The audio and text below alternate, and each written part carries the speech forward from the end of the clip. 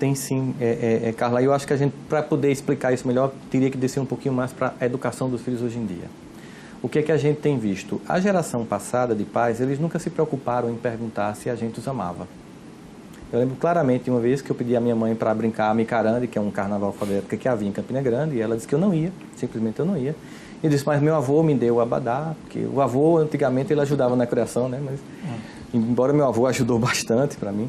Mas aí ela disse, mas você não vai, porque você é menor e quem manda em você sou eu. Eu disse, tem nada não, quando eu tiver 18 anos eu vou. Ela disse, não vai, porque enquanto você depender de mim, quem vai estabelecer as normas dessa casa sou eu. E eu disse, e você ainda pensa que eu vou lhe amar?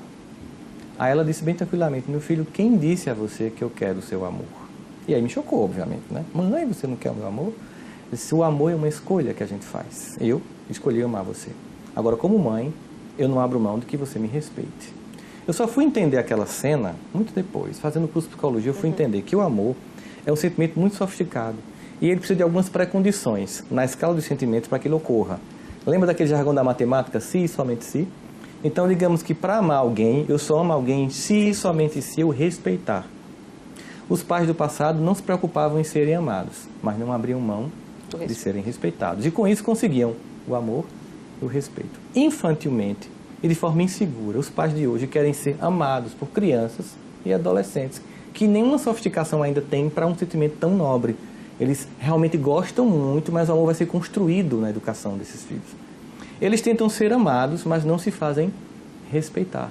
E ao final não conseguem nem o amor, nem o respeito.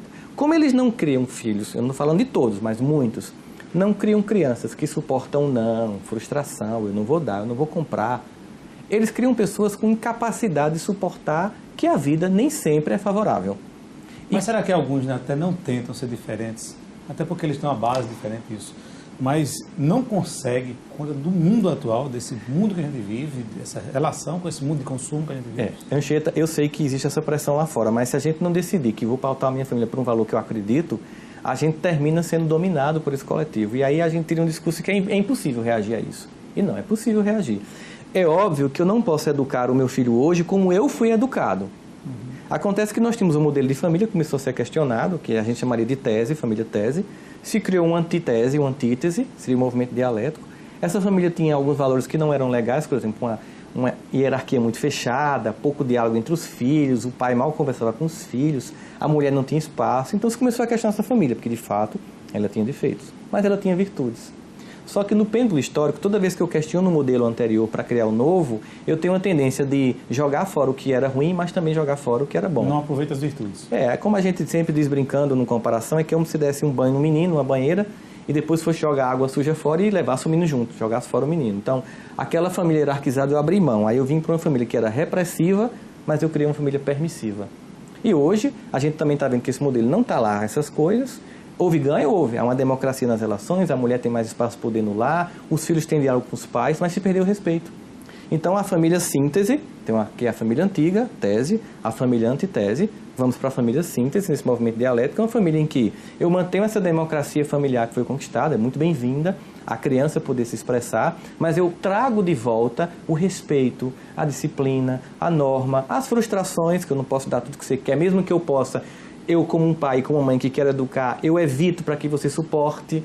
Né? Um exemplo claro é que, por exemplo, tudo é muito pronto hoje.